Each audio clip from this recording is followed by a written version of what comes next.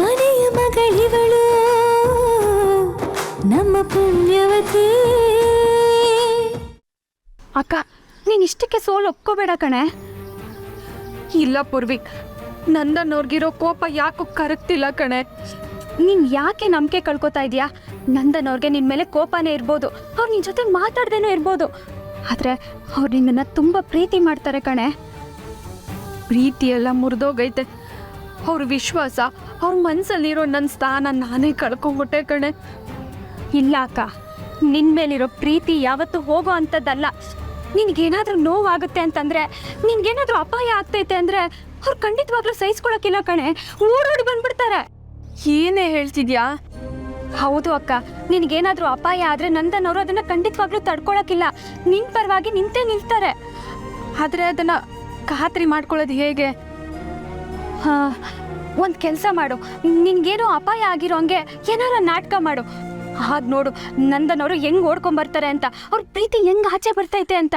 ಏನು ನಾಟಕನ? ಅದಾಗಕ್ಕಿಲ್ಲ. ನನಗೆ ಈ ನಾಟಕ ಗಿಟ್ಕ ಎಲ್ಲ ಮಾಡೋಕ್ಕೆ ಇಷ್ಟ ಇಲ್ಲ ಪೂರ್ವಿ. ಶೋ ಅಕ್ಕ, ನಾನೇನೋ ದೊಡ್ಡ ಸುಳ್ಳು ಹೇಳಿ ಅದನ್ನು ಮುಚ್ಚಿಡಕ್ಕೆ ನಾಟಕ ಮಾಡು ಅಂತ ಹೇಳ್ತಾ ಇಲ್ಲ. ಅದು ಚಿಕ್ಕ ಪರೀಕ್ಷೆ ಕಣೆ. ನಿನ್ನ ಕೈಗೆ ಏನೋ ಏಟಾಗಿರೋಂಗೆ ಅವ್ರಿಗೆ ಅನ್ನಿಸ್ಬೇಕು. ಆಗ ಅವ್ರ ಕೋಪ ಗೀಪ ಎಲ್ಲ ಹೋಗಿ ನಿನ್ನ ಮೇಲೆ ನಿನ್ನ ಪ್ರೀತಿ ಕಾಳಜಿ ಮಾತ್ರ ಉಳ್ಕೋತೈತೆ ಕಣೆ.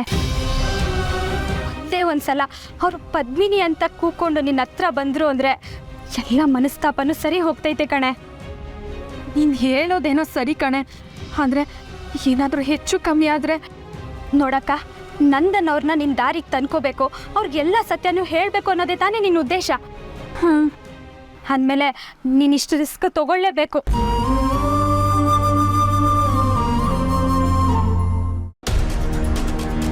ಅಮ್ಮಾಜಿ, ಇಲ್ಲ ಸಿಗ್ನೇಚರ್ ಆಗಬೇಕಿತ್ತು.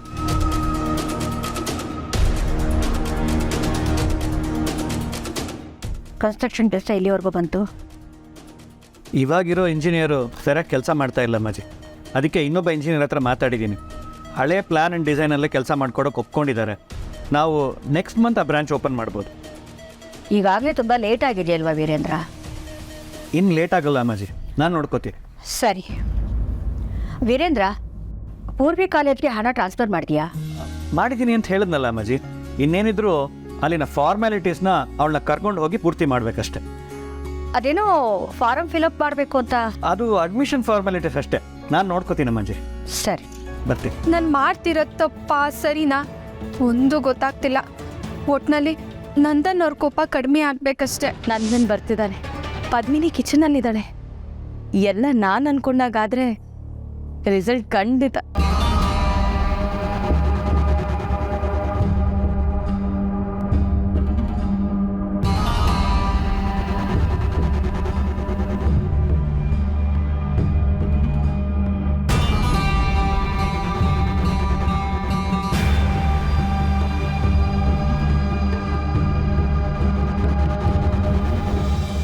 ನಂದನ್, ಕಾಫಿ ಮಾಡ್ಕೊಡ್ಲಾ?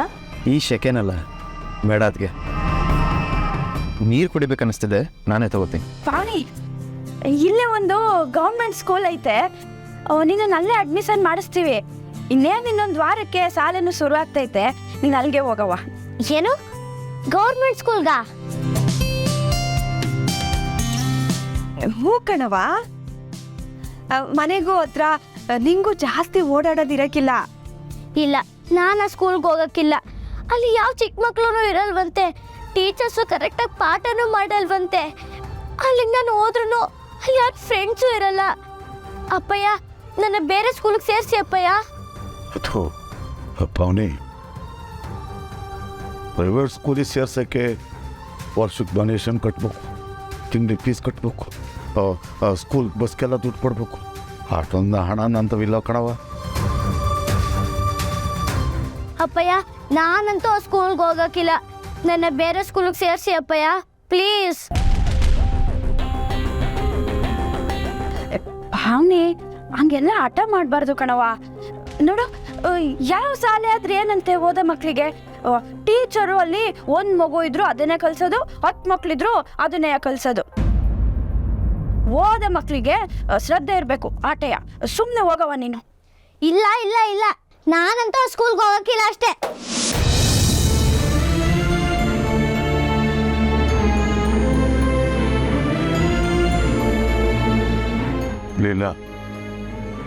ಏನು ಮಾಡೋದು? ನನಗೂ ಗೊತ್ತಾಗ್ತಾ ಇಲ್ಲ ರೀ. ಅಲ್ಲ, ಪ್ರೈವೇಟ್ ಸ್ಕೂಲು, ಅದ್ರಾಗೂ ಬೆಂಗಳೂರಿನಾಗೆ ಅಂದರೆ ಸ್ಯಾನೆ ದುಡ್ಡು ಬೇಕಾಯ್ತೈತೆ. ಆಟೋನ್ ದುಡ್ಡು ನಮ್ಮ ತಾವ್ ಎಲ್ಲಿಂದ ಬರ್ತೈತ್ರಿ? ಈ ಭಾವನೆ ಯಾಕೆ ಇದನ್ನು ಅರ್ಥ ಮಾಡ್ಕೊಂತಿಲ್ವೋ ಒಂದು ಅರ್ಥ ಆಗ್ತಿಲ್ಲ. ಚಿಕ್ಕ ಮಗ ಅಲ್ವಾ ಅದಕ್ಕೆವ್ವ, ಅದಕ್ಕೆ ಅರ್ಥ ಆಯ್ತಾ ಇಲ್ಲ ಬಿಡಿ. ನೀವೇನು ಯೋಚನೆ ಮಾಡಬೇಡಿ, ನಾನು ಅವಳಿಗೆ ಸಮಾಧಾನವಾಗಿ ಹೇಳಿ ಅರ್ಥ ಮಾಡಿಸ್ತೀನಿ.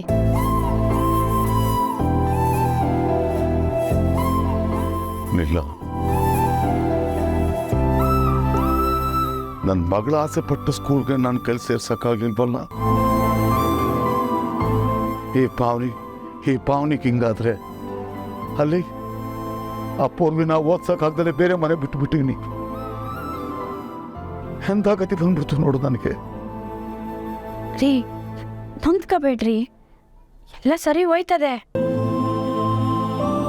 ಏನು ಸರಿ ಹೋಗ್ತಾರೆ?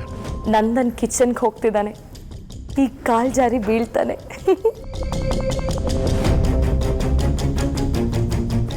ಅಕ್ಕ, ನಂದನವ್ರು ಬರ್ತಿದ್ದಾರೆ ಕಣೆ, ಬೀಳೋ ಥರ ನಾಟಕ ಮಾಡಿಬಿಡೆ.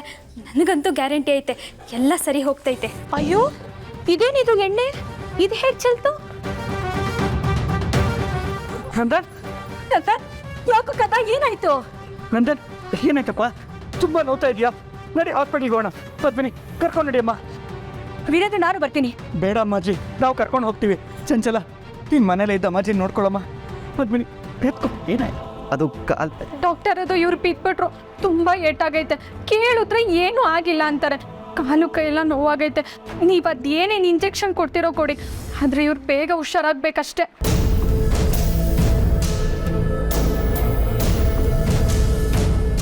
ಸರಿ, ನಾನು ನೋಡ್ತೀನಿ. ನೀವು ಹೆಸರೇನು? ನಂದನ್.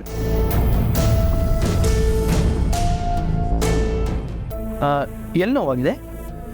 ಕೈ ಮತ್ತು ಕಾಲು ತುಂಬ ನೋವಿದೆ ಡಾಕ್ಟರ್. ಹೌದು ಡಾಕ್ಟರ್, ಇವ್ರಿಗೆ ಹೆಜ್ಜೆ ಊರಕ್ಕೂ ಆಗ್ತಿಲ್ಲ, ಕೈ ಕಾಲಂತೂ ಆಡ್ಸೋಕ್ಕೆ ಆಗ್ತಿಲ್ಲ. ತುಂಬ ಕಷ್ಟ ಆಗ್ತೈತೆ. ಏಟಾಗಿರೋದು ನನಗೇನೇನಾಗ್ತಿದೆಯೋ ನಾನೇ ಹೇಳ್ತೀನಿ. ನೀನು ಸ್ವಲ್ಪ ಹೇಗೆ ಏಟಾಯಿತು? ಆಕ್ಸಿಡೆಂಟ್ ಆಯ್ತಾ ಅಥವಾ? ಇಲ್ಲ ಡಾಕ್ಟರ್, ಮನೆನಾಗೆ ಬಿದ್ಬಿಟ್ರು. ಸ್ವಲ್ಪ ಎಣ್ಣೆ ಚೆಲ್ಲಿತು, ನೋಡ್ದಲೆ ಅದ್ರ ಮೇಲೆ ಕಾಲಿಟ್ಟು ಬಿದ್ಬಿಟ್ರು. ನಾನು ಸ್ಟೋವ್ ಮೇಲಿಂದ ಬೀಳೋ ಹಂಗಾದೆ ಅಂತ ನನ್ನ ಕಾಪಾಡೋಕ್ಕೋಸ್ಕರ ಓಡ್ ಬರುವಾಗ ಬಿದ್ಬಿಟ್ರು.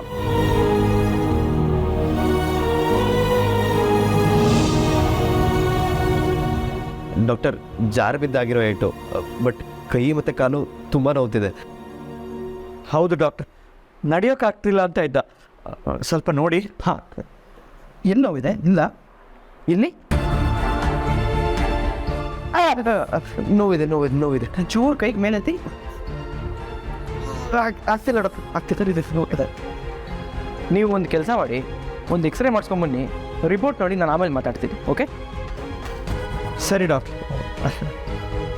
ಬಾ ಇದ.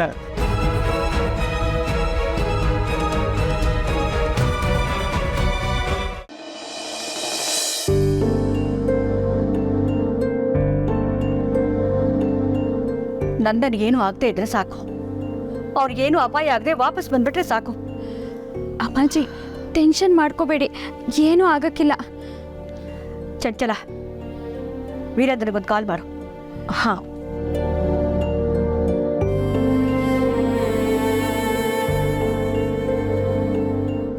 ಮಾವ ಫೋನ್ ಪಿಕ್ ಮಾಡ್ತಿಲ್ಲ ಅಮ್ಮಾಜಿ.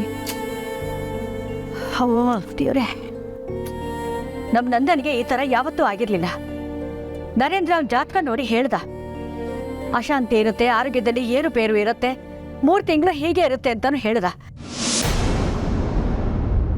ಒಂದು ಶಾಂತಿ ಹೋಮ ಮಾಡಿಸಿದ್ರೆ ಎಲ್ಲ ಸರಿ ಹೋಗುತ್ತೆ ಅಂತಾನು ಹೇಳಿದ್ದ. ನಾನು ಮಾಡಿಸ್ಬೇಕಿತ್ತು, ಆದರೆ ಅವನು ಕ್ಷೇಮವಾಗಿ ವಾಪಸ್ ಬಂದ ತಕ್ಷಣ ಎಲ್ಲವೂ ಮರ್ತುಬಿಟ್ಟೆ. ತಪ್ಪಾಗೋಯ್ತು.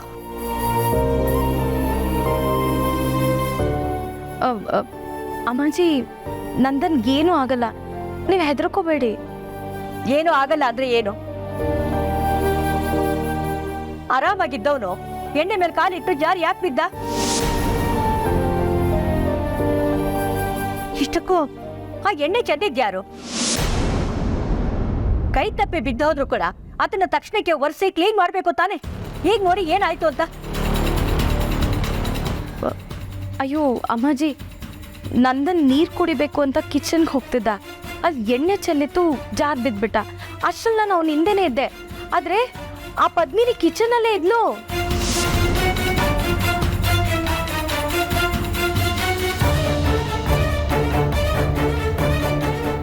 ಬಹುಶಃ ಅವಳೇ ಎಣ್ಣೆ ಚೆಲ್ಲಿದ್ಲೋ ಏನೋ. ಇವ್ರೊಬ್ರು ನಮ್ಮ ಅಕ್ಕನ ತಲೆ ಮೇಲೆ ಗೂಬೆ ಕೊಡ್ಸೋಕ್ಕೆ ಕಾಯ್ತಾ ಇರ್ತಾರೆ. ನಮ್ಮ ಅಕ್ಕನ ಮೇಲೆ ತಪ್ಪು ಹೊರಿಸಿದ್ರೆ ನಾನಂತೂ ಸುಮ್ಕಿರಕ್ಕಿಲ್ಲ. ಏನು ಪದ್ಮಿನಿನ?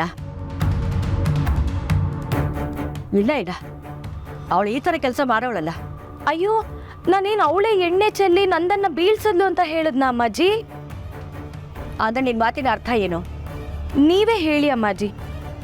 ಅಡ್ಗೆ ಮಾಡ್ತಿದ್ದವಳು ಅವಳೆ, ಮಾಲ್ತಿ ಅತ್ತೆ ಇರಲಿಲ್ಲ, ಜಯಂತಿ ಅತ್ತೆ ಮೇಲಿದ್ರು, ನಾನು ಇಲ್ಲೇ ಹಾಲಲ್ಲಿದ್ದೆ.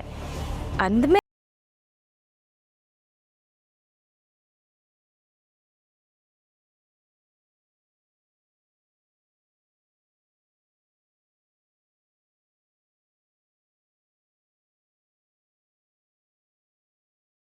ಇರ್ತಾನೆ.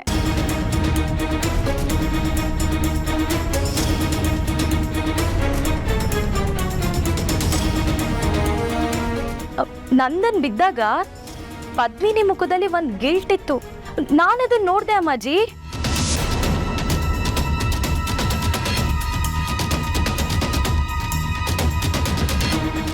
ಆದ್ರೂ ತಾನೇ ಎಣ್ಣೆ ಚೆಲ್ಲಿದ್ದು ಅಂತ ಒಪ್ಕೊಳ್ಳಿಲ್ಲ. ಯಾಕೆ ಹೇಳಿ? ಎಲ್ರೂ ಬೈತಾರಲ್ಲ, ಅದಕ್ಕೆ.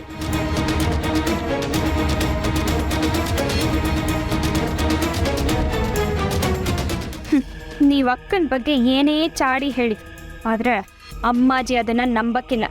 ಯಾಕಂದರೆ ಅವ್ರಿಗೆ ಗೊತ್ತು ಅಕ್ಕ ಹೇಗೆ ಅಂತ. ಛೇ, ಪದ್ಮಿನಿ ಯಾಕೆ ಹೀಗೆ ಮಾಡಿದ್ಲು? ಅಲ್ಲ, ಅವಳಿಗಿಷ್ಟು ಬೇಜವಾಬ್ದಾರಿನಾ?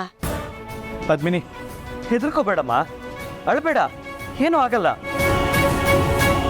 ಮಾವ, ಎಲ್ಲ ಆಗಿದ್ದು ನನ್ನಿಂದಾನೆ. ನನ್ನನ್ನು ಕಾಪಾಡಕ್ಕೆ ಬರುವಾಗ ಇವ್ರು ಬಿದ್ದಿತ್ತು ನೋಡಿ, ಈಗ ಕ್ರ್ಯಾಕ್ ಬಂದೈತೆ.